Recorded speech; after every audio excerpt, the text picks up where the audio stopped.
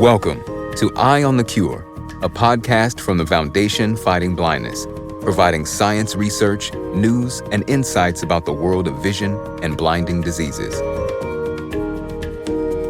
Welcome, everyone, to the Eye on the Cure podcast. I'm your host, Ben Shaberman with the Foundation Fighting Blindness, and I'd like to thank Boehringer Ingelheim for sponsoring this episode. And for this episode, I am delighted to welcome Greta Streimikyte.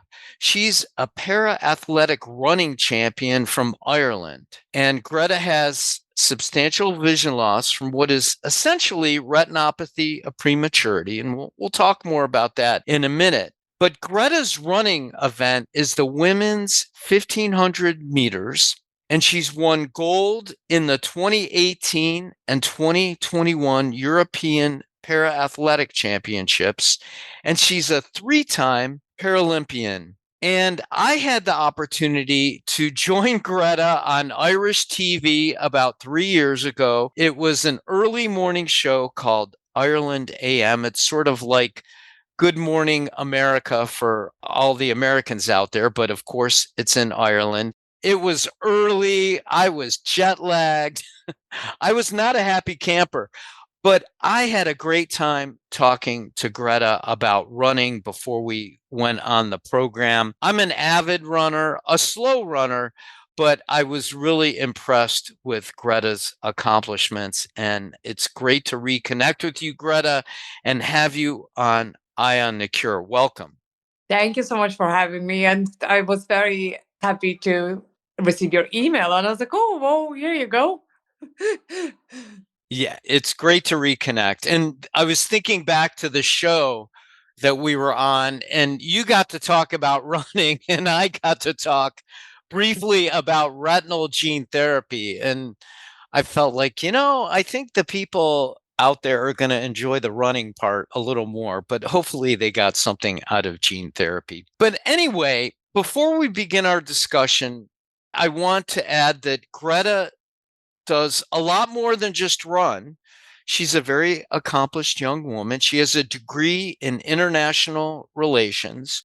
She has an MBA and a master's in applied sports psychology. And to support her training, she works part-time at a bank in Ireland called AIB. So interestingly, Greta, you're a triplet and you developed retinopathy from being in an incubator and getting too much oxygen for your retinas. Tell us about what your experience as a kid was like with low vision. And are your two siblings also affected, your triplet siblings? My siblings, they're not affected. I was the only one. And my experience growing up, I think first thing was that I went to school for kids with visual impairment. So I think so that's one thing. But I think all these things come back to how we are being raised by our parents. And to be honest, being a triplet, I've never felt like excluded. I've never felt like I wouldn't like even think that like I had a low vision in terms of like, yes, I wouldn't see certain things, or it would be harder for me to like be as quick as my brother and sister. But like I was very competitive with my brother. So I don't think that he really cared that I'm visually impaired. And I think, as I always want to say, my dad was very good. Like my mom, as I think most of the moms are a bit more worried, but my dad was very good in terms of, I think he would always calm my mom down in terms of like, okay, my dad would allow me to do anything. My family would allow me to do anything. And they just absorb me and see how I do. And if there's, okay, maybe like, gotta be more careful, whatever. But I was never stopped. I was never stopped because of my vision. I was like, well, if that means that like, I might have a little fall, then, it's fine. It's life, you get up. So I think like from that perspective it was really good. And I think that's why my siblings didn't really, I think what I remember, I don't know what was their experience, but what I remember, like I was equal. And I think it's funny because like the only only time when I was like, oh, something is going to be different was because as a child, you don't really realize, we're carefree, we just do things. But I think the first thing when I was like, oh, something is going to be different was when we started primary school, because, you go in and you do all your like shopping, your books, your pencil cases, all these kind of exciting. And I remember like my brother and sister were getting like, all these. And then I was like, oh, like I need to get them too. And then I was like, my mom's like, no, Greta, wait, we're gonna go to school and see. And I was like, what are we waiting for? I was like, oh. And then I remember because I went to school for visually impaired, then the braille came in and the books and braille machines, and then you're like, oh yeah, that's why I didn't really need it certain things, because I use a different way of reading books, or I use typing with the braille machines and all that kind of stuff. So I think that's the time when you're like, okay, now it's a bit different. And then I went to school, you know apart from my brother and my sister, they went to the same school and I went to a different school. So I think that's when but even then, like, oh, you're just kind of like seeing less. It's not like you're not differentiated. I never felt differentiated because of it, if you know what I mean. Right. So when did you know you wanted to run? When did you get into running? So the running started when I came to Ireland. I was always an active child. I was like our family, like, I was always competing against my brother in all kinds of ways possible. So I think the sport element was always there, and my parents were like always like kind of into sport and active, and so I think it was always a part of our family. But then in Ireland, when I came to Ireland, I always call it, I'm a very late comer to the sport. So I came to Ireland when I was 15, and then a few years later, I just randomly decided to run for the school. It was this community race, just for a bit of fun, to be honest. And then I was like, oh yeah, this is great. And then, but I didn't really took much into it. And then my PE teacher, he's like, oh, Greta, like that's where the knowledge about parasport came in, because I didn't really hear about it back in Lithuania that much. And I think the parasport was a bit behind. It took a bit of, and like I think we kind of know that 2012 was the breakthrough for the parasport. So so actually that was the time when the parasport, like, oh, like it's actually that breakthrough happened. And then I think PE teachers saw like, oh, there's a visually impaired girl that actually is enjoying sport, can like enjoyed running, and why not? And then he asked me, Greta, would you be interested to aim for the Paralympic Games? And I was like, why not? So then I joined the athletics club, and I started training, and then it began. That's awesome. So it sounds like even though you don't have a lot of vision, you were able to stay active as a kid and do things like running. It didn't hold you back. No, and to be honest, like I don't think that it shouldn't hold back anybody who wants to do, like, obviously there's certain activities that you can't do, like, or maybe it would be look, I don't like the word can't, but let's say it would be more complicated or a bit harder. But like there's a lot of sport out there and things that you can do. So I don't see, and I think it, like I mentioned before, it's the family, it's people around you. Like if you're gonna have people that tell you can't do something because, oh, like what if you're gonna fall, like, or what if this gonna happen, then it's not the best way to start. Why would you not, like, oh, what if you're gonna run and you're gonna enjoy it, and like how can we progress this, and not instead of going towards the worst thing that can happen. Why are we not going to the best thing that can happen, that you're actually going to enjoy it and find your way? And, so I think it's the attitude and the people that makes the Right. difference. Attitude is everything. And I'm inspired and impressed by your can-do attitude. So when did you actually join the Irish para-athletic team or the Paralympic team? And when was your first competition? So in 2016, so I was training, then you had to go through the international classification system that puts you in a class. which you are running. And then my first debut was in the European Championships in Greta in 2016. It was a very good way to kind of like, okay, what does it like to be in the major championships, the experience, to kind of see the people that I might be competing for when I get to Rio. And then Rio was my first Paralympic Games. That's cool. And I want to let our audience know, because I've watched videos of you, you have enough vision that you don't need a guide.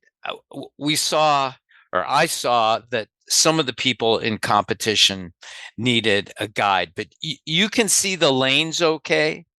Yeah. So that's what it is. So some athletes need a guide. I don't need a guide. So yeah, there's three categories to make it clear for people who are not familiar with the para sport athletics in running. So there's the three classifications. There's T11, it's people that are completely blind. There's T12 for people that might or might not need a guide. They can choose, well, the way you can choose, but like you might have a bit of vision, but you won't necessarily feel comfortable running in a different environment, or the light, the sun, or if it's sunny or if it's dark, all these kind of things. And then we have T13, so they're running without the guide. Got it. And so I watched a video of you in 2018 running the European Paralympic Championship, or maybe it's the Para Athletic Championship. I get these terms mixed up. But anyway, that was such a great race, and you smoked the competition. You won by such a long distance. What was it like to have that first European gold? Was that a really great moment for you? It truly was. And I think, like I like to say, like, why is it different winning gold than any other medal? Is because when you stand on that podium, national anthem is playing just because you won that gold. So for me, it's like I look at it that way, and I think it was special. It was great. It's like we're standing here, they're smiling away, and you see, the flag is raised, and people, like, it was a great moment. It was great, and I think that's the moments we don't have them very often. There's a bit of luck involved in that. So yeah, it was really good. Well, you ran so well. You were great that day. And I know you haven't medaled in the actual Paralympics, but what is it like to compete in the Paralympics where you're on the world stage like that? I think with all I wasn't lucky enough to get the medal in the Paralympic Games so far, but we have the future. Hopefully, it will happen at some point. Right. I think it's like for every athlete, we're doing it once in 4 years, even sometimes once in 5 years if we have a pandemic. So I think it's something that all the athletes, Paralympians or Olympians, are gearing towards. That's the main goal. It's the cycle that we are trying to get to every 4 years. And I think it's special from that way, and that it's so like it's the once in 4 years. So like if you want to become a champion, if you want to become a medalist, like it's such a small, you have little opportunities to do that. Like we have European championships every 2 years, we have world champions every 2 years. This is so there's only so many games that you will make as an athlete, and I think it is a highest level of your career that you will make. So I think like for every athlete, it's something special. I think the experience, the Paralympic village, everything that comes into that. And well, the next one is in LA, so I'm hoping to make that one too. That's great. When is LA? I should know this because I'm in the US. Yes. So in 2028.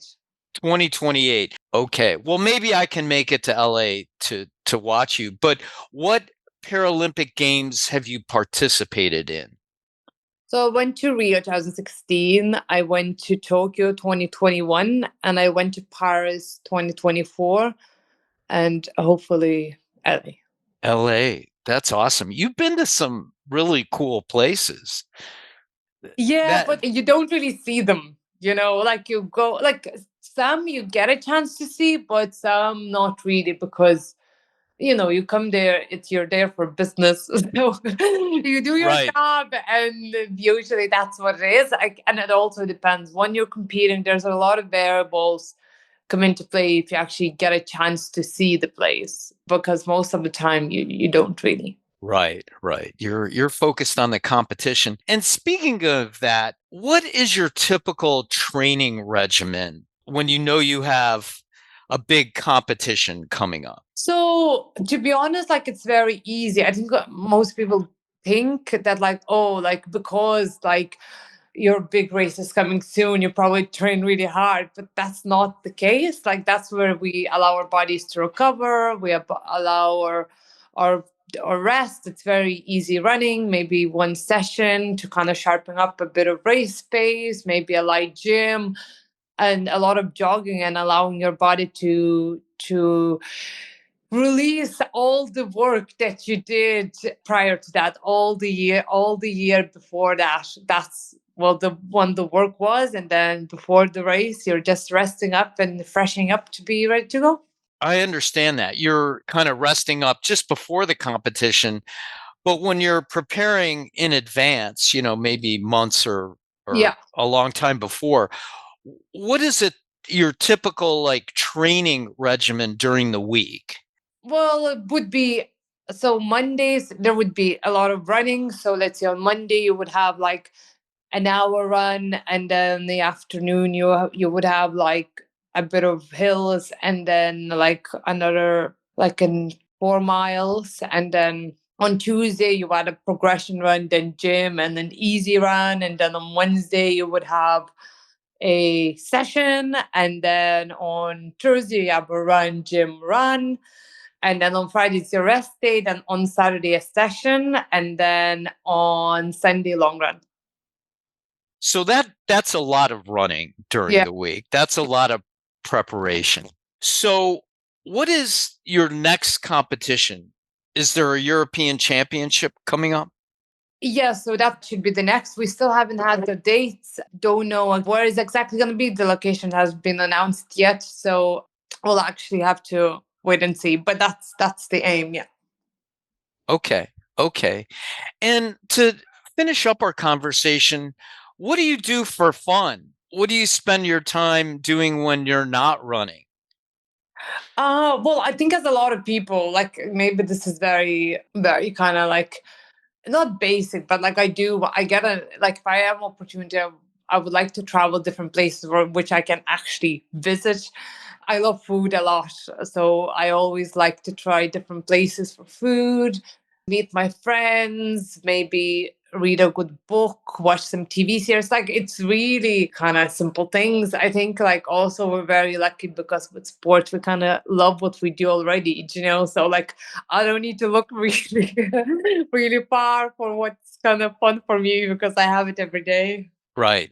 So my last question, you're a champion athlete. Do you follow any other athletes? Do you have like your own athletic heroes that inspire you? Yeah, I think we're very lucky that like in our team we had like Paralympians as Michael McKillop and Jason Smith. Jason Smith being one of the greatest Paralympian all time, T13 sprinter. So I think we were very lucky because we had them when I joined the Paralympic team. So I learned a lot from them. They're retired now, but they're still there. If I want to have a question or I need somebody to bounce ideas so I think, like I said before, people to have people in our environment, like that are there and that you can go and ask for advice. People who had so much experience in different fields is very important, and I think I'm very lucky that I have those people in my corner. That's great. And Greta, you inspire me when I get up in the morning and I go chugging in my neighborhood and doing my few miles very slowly. I sometimes think about you and your great work. And so keep up your competitive attitude and being an inspiration for so many of us. And we look forward to hearing about your future competitions. Well, thank you so much for having me. It was great. Great chat. It really was. It's fun to learn more about you, because when we were on that TV show beforehand, we didn't have a lot of time to chat, but it's great that we got time now. And thank you for sharing your story with our listeners. Thank you, Greta. And again, I'd like to thank Boehringer Ingelheim for sponsoring this episode. And thank you, listeners, as always, for joining Eye on the Cure. It's great to have you, and we look forward to having you back for the next episode. This has been the Eye on the Cure podcast. To make an impact, donate now at fightingblindness.org.